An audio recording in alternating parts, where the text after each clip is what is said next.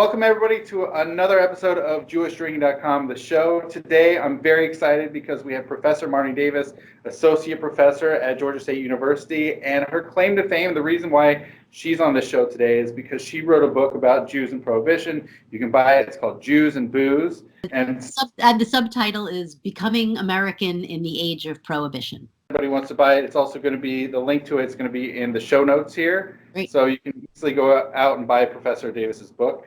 Thanks. So let me just start off. Professor Davis, what was most surprising in your research about Jews and Prohibition and navigating all that? Well, there were lots of surprises as I went. The first one was really the mere presence of Jews in the alcohol industry in the United States.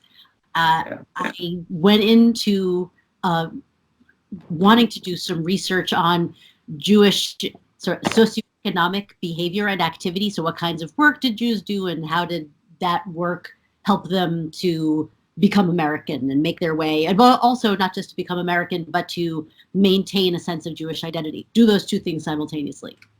And of course, there's been a lot written about the rag trade and the schmata trade and the clothing industry, a lot written about the movie industry, but the alcohol really came as a total surprise. I found it through one tiny little a picture with a caption that mentioned that Jews were saloon keepers in Atlanta, and I thought, really? That's weird. And it sent me down, well, I guess it's not a rabbit hole when it becomes a book, but it sent me into the archives and doing years of research, and I discovered that Jews were in fact very present and in many places quite visible in the alcohol trade in the late 19th and early 20th centuries. So that all by itself surprised me. And I guess I'm sorry? What were you researching when you stumbled upon that photo caption? I was interested in, because I'd come to Atlanta, I was doing my graduate work at Emory University. And I thought that this would be a really good place to look into the relationships between Jews and African Americans in the urban South. I had come from New York and work had been done in northern cities, but I hadn't really seen much in southern cities. I didn't know that there was, in fact, a huge literature because I was just getting started in my work. But I wanted to look into how Blacks and Jews related to one another in Atlanta.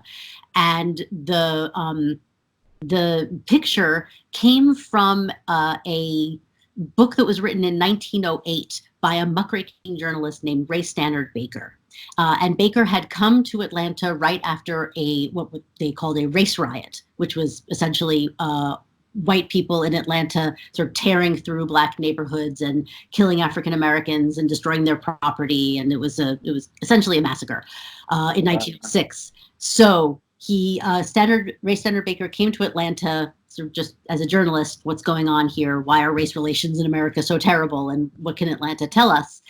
And it turned out that the riot had really begun in a neighborhood called the Decatur Street Saloon District.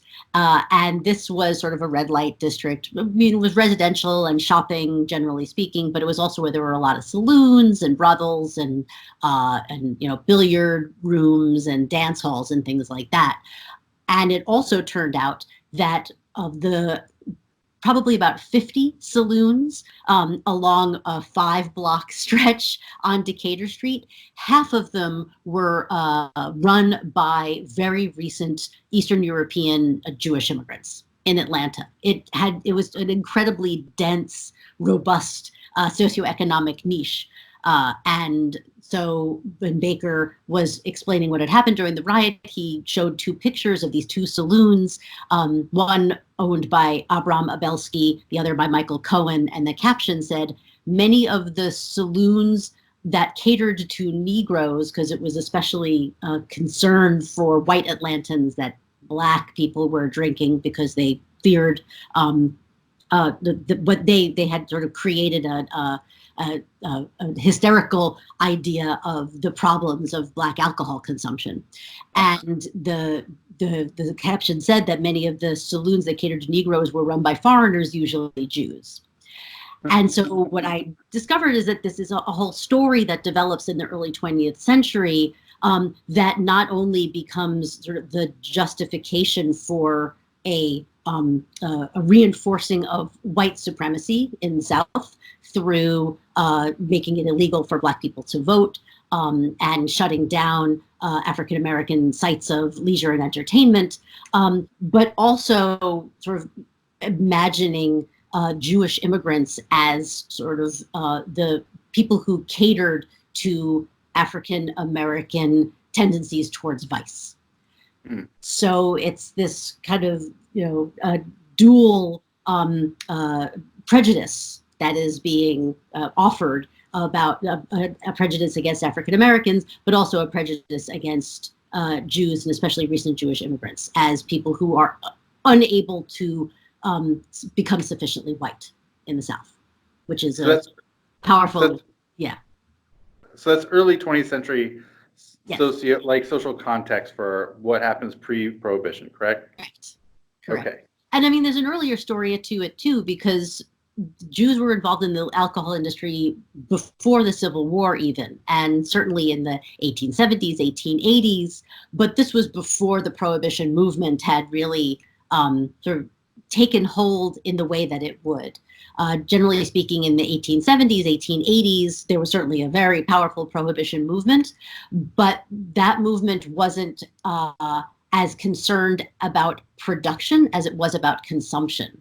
So the problem for those early prohibitionists and temperance workers, the problem was people who drank too much. And so the question is how to keep them from drinking and how to convince them to, abandon the bottle and swear a temperance vow.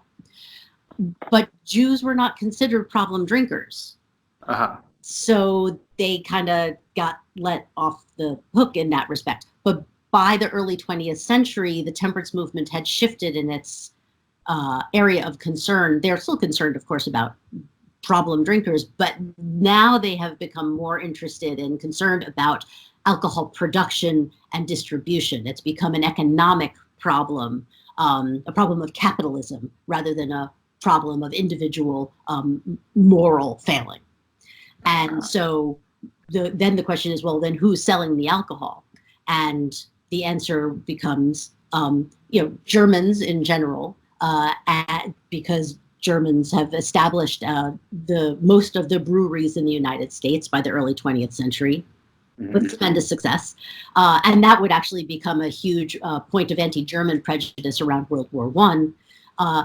Certainly Italians who are involved in wine production, but also in selling wine throughout the United States, and Jews who are considered a particular type of problem in the mind of the prohibition activist. Okay, so then when we get to Prohibition, how much do Jews, or how much do they comply, and how much do they, how much are they the breachers when it comes to Prohibition? Oh gosh, well, it depends on which Jews you're talking about, because what we see, this is another thing that really surprised me, was the level of disagreement among Jewish communities. That surprises you? Yeah, no, but I mean, when it comes to Prohibition specifically, I take the point well taken, but Yes. But the degree to which different factions of American Jewry either said, well, we need to comply as completely as we can, and we will even participate in the writing of the law, the Volstead Act, the National Prohibition Law, because one of the things that Jews were working for, some Jews were trying to make sure that sacramental wine would be available to Jews so that they could worship according to the First Amendment, because now there's this issue of there's this new 18th Amendment. Is it going to be in conflict with the First Amendment, freedom of religion? And so there is a special dispensation made in the National Prohibition Act, in the Volstead Act, that says that sacramental wine can be available to groups who use it, but only within fairly restricted terms. It has to go through sort of a central, through a clergy person or a central religious organization, and that's how people can get access to it. But there's a problem here, right? Because like for Catholics, wine is consumed in the church. So the wine is, purchased through the diocese. It's distributed to the churches. It's consumed in church. The end. But for Jews, it's consumed at the dinner table every week and during Passover in large quantities. So the wine then has to go through through particular rabbis who can access it through sacramental wine stores. And then that rabbi will distribute it to members of the congregation. Were there only certain rabbis permitted? Like, were certain accepted and certain not to be able to sell them? Well, you had to get a permit.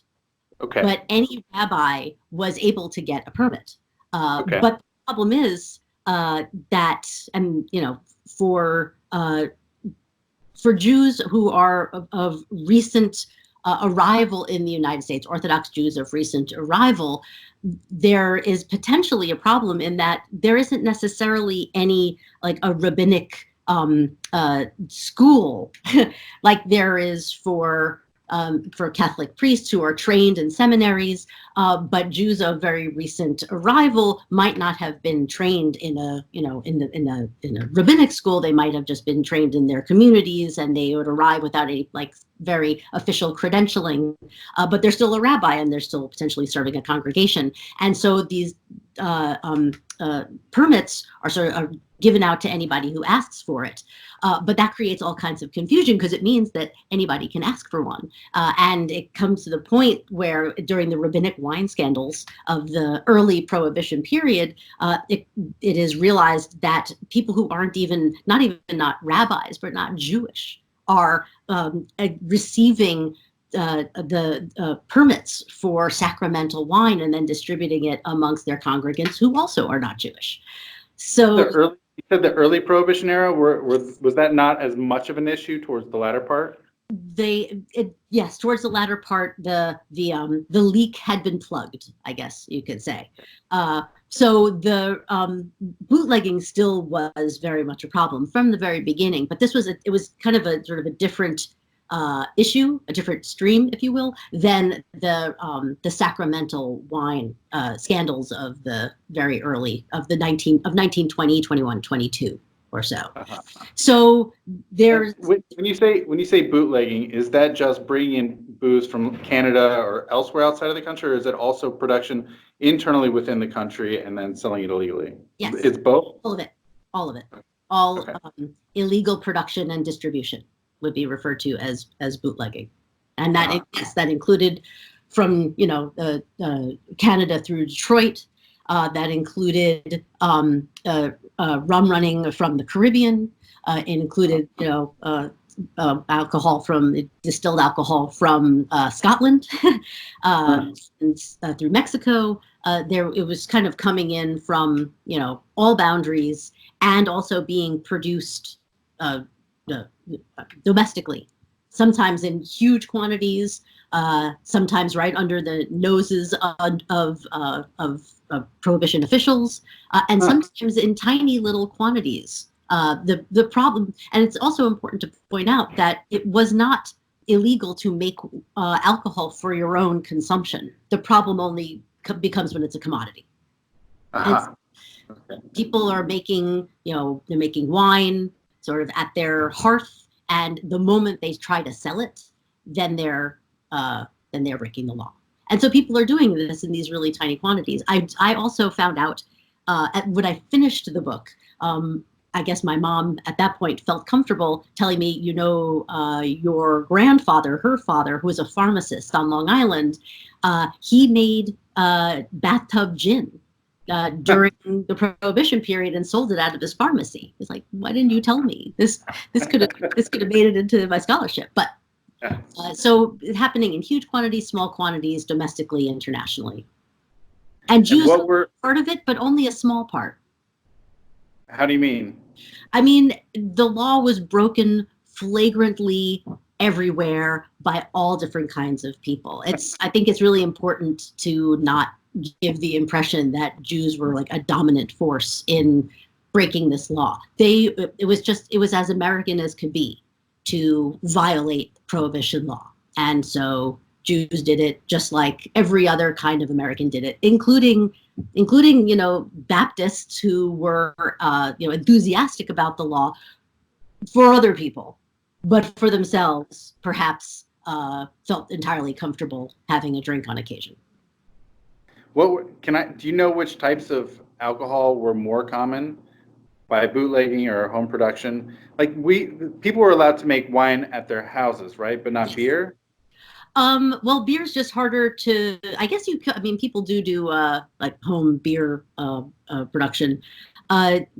Wine was just a lot more common to make, as far as I know. I mean, one of the problems with doing this kind of research is that so much of it happened illegally and as part of an underground economy that actually figuring out there's no statistical record of who sold what to whom, except for the people who got caught. So as far as I understand from my research, what got produced at the stuff that was more likely to get produced at home and sold is going to be things like wine and fruit-based fermented liquors, or alcohol, because it's easier to make. But bringing from elsewhere and shipping in large quantities, that's going to be distilled liquors. And most of the distilled stuff brought in was gin, vodka. What was common for the stuff? My impression is that, I couldn't say for sure whether there was one particular kind of distilled alcohol that was more popular than another. My sense is that when it's illegal, whatever you can get your hands on is great. And people were willing to drink some really terrible, if not even entirely toxic stuff during Prohibition when it was made illegal. I mean, the parallels between that law and drug prohibition today, it's interesting to consider the effects of not just its illegality, but its totally unregulated nature. Because of it's operating underground. That has effects on the consumers that can be really deleterious, fatal, even. Right. And that's for alcohol too. What ended up happening? How did they clamp down on the latter half? I'm going to go backwards to the selling through the rabbis. How did the wine stuff? How did they lock it down and make sure that it was correctly, supervised? Right. Well, they reduced the number of permits given to rabbis so that it got harder for the actual rabbinic authority person, the individual, to access wine for the congregations. There was more investigation of rabbis. They had to be able to prove that they were officiants of an established congregation and not just a made-up congregation. That's one. Another was the law. I mean, the law changed numerous times over the course of the Prohibition era. Another change to the law was that the number of gallons permissible per Jew per year, or it's per year. That got smaller. It had started at 10 gallons a year, and I think it went down to 5 or 4. Just reduced the amount of alcohol that was being made available legally. And I'm sorry. Who is producing it? Who is producing all that? Right. Many of the producers were the same people who had been producing kosher wine before Prohibition, but now they couldn't sell directly to like retail outlets. They had to sell through federally approved sacramental wine stores. And that's how the rabbis would have to go to the sacramental wine store. So it's basically like a package store. The federal government became the middleman between the producer of the kosher wine and the consumer, who, the first consumer being the rabbi, and then the second consumer being the individuals who are buying it. But I also, I interviewed, what's the name of the kosher wine company in New York? Their advertising slogan was "Wine so thick you can cut it with a knife." Not Manischewitz. No, it's not Manischewitz. Manischewitz did not start making and selling kosher wine until after the repeal of Prohibition. Okay. As a company. So this is a company that's previous to, and I'm very sad that I can't remember the name of it. I'll remember it as soon as we stop talking. But this is a family that had been making kosher wine on the Lower East Side, like on Rivington Street, since the 1880s. So very old company. And so when Prohibition went into effect, that company then started making wine for the sacramental for the federal government, basically, to sell them at sacramental wine shops. But this person I interviewed was the grandson of the founder of this vintner, and he said, "Yeah, but we were selling it out the back too," meaning that sure they were going through established and legal channels, but if someone really just wanted to go get a bottle of wine, they were also selling it, on the sly, on the side. And this is, I think it's fair to say, no different from what Catholic churches were doing and Episcopal churches were doing. But this is, again, this is a substance that had a huge consumer market and lots of demand, and the Prohibition authorities were inefficient and unable to stanch the flow, unable to convince Americans that it was worth abstaining as much as they wanted Americans to, and they just couldn't enforce it. And that's really the reason for the failure of Prohibition, was insufficient enforcement. That was it? That was the linchpin?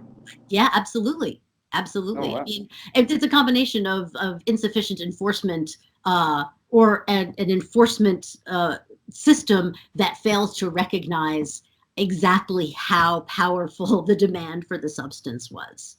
And so the courts couldn't keep up, the carceral system couldn't keep up, local Prohibition officials and offices couldn't keep up, the police couldn't keep up. And it comes a point where it's just observed in the breach everywhere. Anything you want to add, Professor Davis? Well, any book has to stop at a certain point. I mean, I guess maybe it doesn't. I really did stop my story around repeal. I think that there is a story to be told, perhaps, about the post-repeal era, about because I mean the alcohol industry changes so much as a result of regulations that go into effect when Prohibition ends, and the American Jewish community changes a lot too, and shifts from being primarily an immigrant and first generation community to being very much native born for multiple generations, upwardly mobile in an era of higher education, and much more professionalized than they had been previously. And so how American Jews who do remain part of the alcohol industry, how that changes their interaction with this field, with this sector of the economy. I think there's a story to tell, but I'm not gonna do that. I'll let somebody tell that part of the story.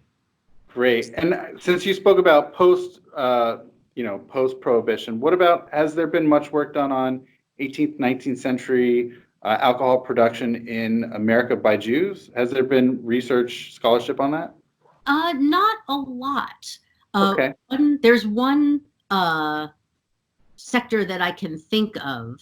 I mean, my book does talk about 19th century, and Jonathan Sarna has written about Jews and kosher wine production in the 19th century, and not just kosher wine production, but also ideas about where Jews fit into the story. I mean, in a nation that is increasingly interested in a Christian narrative as far as temperance is concerned, did Jesus drink wine or did he drink grape juice? And this is one of the questions that very early temperance activists are asking, because if it turns out that he didn't drink wine or make wine, or that he was only dealing in grape juice, well, that's a good part the temperance story, and so Jews kind of get drawn into, like, the physical Jews who are living in the United States get drawn into that debate.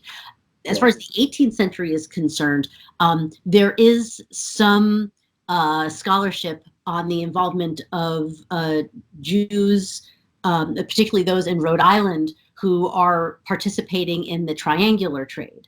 So the trade of basically the slave trade in the transatlantic world, where Jews are one of their contributions to that trade is that they are importing sugar and molasses from the West Indies, bringing it to Rhode Island, where it's being distilled into rum. Oh, wow. And that rum gets sold into the triangular trade too. Wow. Okay. So some of that scholarship. That's great. All right. So I have one final question for you, Professor Davis, which is, what's the reception been for your book? I imagine people are interested in this topic, right? Yeah. This title is I'm delighted I think that the general response has been, when people hear the title, they think it's funny, and that's great. But when they actually read the book, I think that they recognize that it's there's a serious story about how is it that Jews as immigrants, as one immigrant community, and then as sort of an ethnic minority in the United States, how they have sort of presented themselves to their fellow Americans, and how they have either held on to or transformed their cultural, religious, ethnic practices so that they both fit into the American social practices, or how they can maintain their own sense of identity, and that there's a larger story here than just one of, like, Jews and booze. It's actually about, how do immigrants make their way in their new world. Okay, great. Awesome. Well, thank you so much, Professor Davis. And everybody out there, you can buy her book, Jews and Booze. The link's going to be down below. Thank you so much. Okay. Absolutely. All right.